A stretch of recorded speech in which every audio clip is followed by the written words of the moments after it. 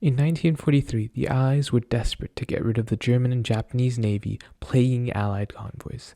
They wanted to sink the ships with as little resources as possible, not wanting to divert from the real fighting. This is where the influential visionary B.F Skinner, a behavioral analyst, author, inventor, poet, social philosopher, and, most importantly, Harvard professor of psychology, comes in with a slightly peculiar idea. Pigeons. Yes, the thing that takes our food, and Skinner thought that they were the best to control a weapon of war. Pigeons have a very good sense of sight, and their very nature of being unafraid to take your sandwich off the streets of New York made them perfect to pilot a bomb. Because we all know New York is a war zone of its own with only two victors, pigeons and rats. Anyways, these two traits came quite handy in his experiments. Pigeons were placed in a harness, and as they pecked at a small grain dish, their head movements would steer a small cart towards a bullseye.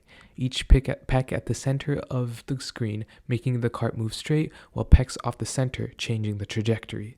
The experiments progressed to having the pigeons guide their harness towards other targets like small ship models, and soon enough, Skinner had his pigeons trained to steer towards pictures moving across a screen.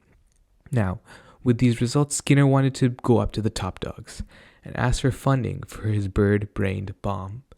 And after passing the healthy skepticism that came along with military projects, he was given the go-ahead by the National Defense Research Committee, along with $25,000. Skinner decided it was best to have 3 pigeons on the task, and these pigeons would be placed on the nose cone of the bomb.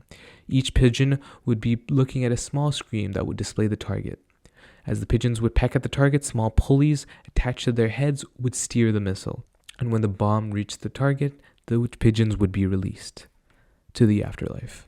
These tests were actually quite successful, and the pigeons were quite good and honed on their targets without being scared or distracted, which in itself is somewhat scary.